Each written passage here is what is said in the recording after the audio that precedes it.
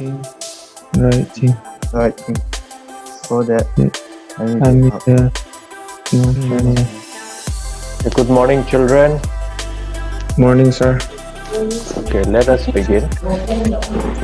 So this frog thought that he was singing in a royal court. But was he actually a good singer? No, sir. Yes, he was a terrible singer, and as I told you yesterday, and you can watch the video again, he was an irritating singer. Yesterday we did the first part. Today let us start with the second part. Turn to the books. Let's go line by line. The first line says, neither stones nor prayers nor sticks. The three words to consider here: stones, prayers, and sticks. It means that the creatures in the Bengal bog, they were so irritated, so angry, and at times they could not control themselves. So they could even throw stones. And when that failed, they would even pray, or even they would request, they would plead, please stop singing, or they would even use sticks. Now let us look at the meaning of these three words. Stone is a verb. In the past tense, it would mean stoned. We add a D. In the past participle also, we would add a D. When we use it as a gerund or in a present participle, it would be stoning. We add ing. A simple thing of putting the pieces together, or like filling in the blanks. In the past tense, you add a D. In the past participle, you add a D. In the present participle, you just add ing.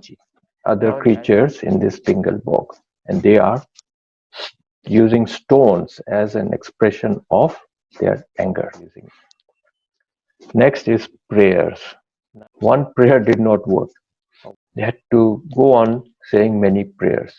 Now, this is also a solemn or a serious request for help, or an expression of thanks to a higher power or to God. It also means a request or a hope or a wish.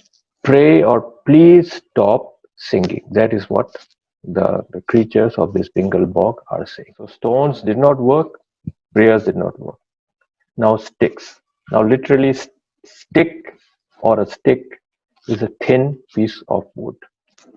We have to look at three different meanings, and all of them apply in this poem. Firstly, it is a threat of punishment. It means if you don't do this, you are going to get this punishment. Now, normally we contrast it, or it is also compared with a reward. And in English, we use it in a sentence or in a popular phrase called carrot and stick. Carrot here means the reward, and stick is the punishment. A severe criticism or treatment, or simply means to criticize, to give a lot of negative, unfavorable ideas and opinions. So when someone gives a bad report or criticizes you, that is also taken or understood as part of a stick. Sticks could also refer to the rural areas, far away from the cities or from civilization. Let's look at the line once again. So neither stones nor prayers nor sticks, insults or complaints or bricks. Let us look at the meaning of each of these three words: insults, complaints, and bricks. Firstly, with insult. Insults is a verb to speak or to treat someone with disrespect or with scornful abuse. It's a form of abuse. It's a hurtful word.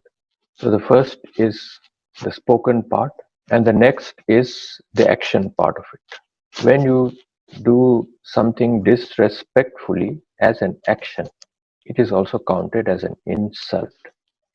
Look at the opposite. The opposite would be a compliment. Now, what is a compliment? A compliment, it's a polite way of expressing praise or admiration. And the choice is there before us. We can choose to insult or to compliment. An insult using a very harsh language or abusive language. Now, the result of an insult is that it always puts the person is always down and they always lose heart. Now, what happens when you don't do that? Rather, you go for the compliment. Those of you who are, used to social media, WhatsApp, Messenger, or whatever it is that you are using right now, I'm sure you would have faced both insults and also compliments. Now, isn't a compliment better? Now, this is what I want you to think about today. Now, let's look at the next word, a complaint. What is a complaint? Now, a complaint can be looked at from two definitions or from two perspectives. Firstly is law, and the second is medicine. Law means the legal part of it.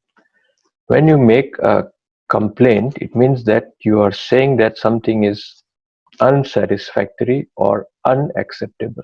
Examples are, let us say, a police complaint or a legal complaint or an official complaint.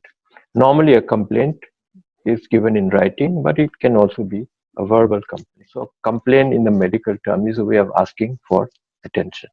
Now, let's look at the opposite. We did it with insult. Insult, the opposite of insult, or rather, the preferred way is the compliment. Now, regarding complaint, it is the same thing. Now, which of these would you prefer, a complaint or a compliment? To be congratulated is a better option than being complained about. So, two pictures on the left and on the right. One is a thumbs down, one is a thumbs up. I'm sure we all prefer the thumbs up or the compliments. Right? Neither stones, nor prayers, nor sticks. Neither of them worked. Insults or complaints or bricks, that also did not work. It did not still or silence the frog's determination to display his heart's elation. Stilled simply means to be silent or to become quiet. This also, unfortunately, did not work in the case of this frog. Next is an important word called determination. This is something we all need, especially during this difficult time of lockdown and COVID-19 or Corona. It means a firmness of purpose. You can see the picture of the closed fist. A closed fist would not mean that you are ready to fight or to box. It means that you are determined. It's a firmness of purpose when you hold your hands or your fist firmly. Now, this is necessary for a human being and more for a student and for a teenager who is growing up and just understanding the world for the first time. As a student and as a teenager, you need to be determined or have determination. Make it a habit. So determination is also important for a student because it is the process of looking at facts and calculations and research. Research means that you look at so many different ideas and opinions. Or the next word is elation. Elation is a noun. It means a feeling of excitement or happiness. The frog was so happy he could not stop his heart's elation. Yes, he was an irritating frog and his sound or his voice was not at all pleasant and everyone hated it, but it did not stop his determination.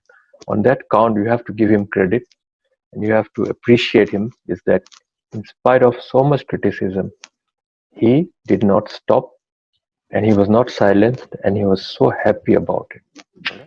Neither stones nor prayers nor sticks, insults or complaints or bricks still the frog's determination to display his heart's elation. But one night a nightingale, in the moonlight cold and pale, perched upon the sumac tree, casting forth her melody.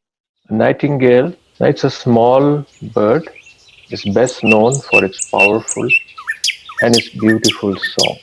It's a small bird, but it has a very powerful and a beautiful song. So the nightingale perched upon the sumac tree, casting forth her melody. Casting is a simple word of saying to speak up or to start singing. Now, what is melody? Melody is a sequence of notes or single notes, that is musically satisfying. It's very pleasant to hear. It makes sense. So let's look at a simple, or rather a very inspiring definition of melody. I put the picture there. M for modest or humble, E for easygoing or relaxed or not tense, L for loving, O for optimistic or looking at the positive side, D for decisive or taking action, not hesitating, and Y for yeasty or full of life and full of enthusiasm. Appreciate it. Let's look at the next meanings. Dumbstruck sat the gaping frog, and the whole admiring bog stared towards the sumac rapt. Dumbstruck is an adjective. It means that when you're so shocked or surprised, you can't speak. You are unable to speak. It almost pauses you like this.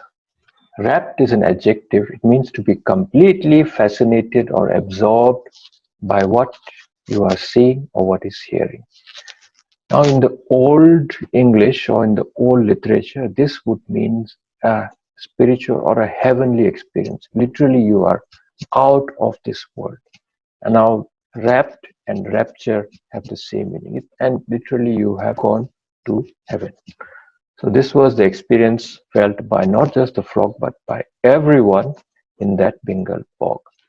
When children or when teenagers or when any human being or any person is so in that moment and when they appreciate it completely, it becomes an experience where they experience rapture or they're completely engrossed in it and they forget everything else. All right. So when we look at this poem, there are so many aspects to it, and then there is the negative and the irritating side. But the positive words that you have learned, that determination to be still, to have a certain melody. The attention span of a child is only about 3 minutes. So having a very long class is not very practical, because after 2 or 3 minutes, your mind wanders and goes again. But what we want as teachers and what as students you should aspire for is to reach that level of to be wrapped or to be completely into the lesson and to pay full and complete attention. And this is just the entry of the Nightingale. The first time she enters, she makes a very good impression. In fact, she makes a brilliant impression. And people become her fans right from the first time she opened her mouth and started singing. Making a good first impression is also very important for any human being, especially for a student.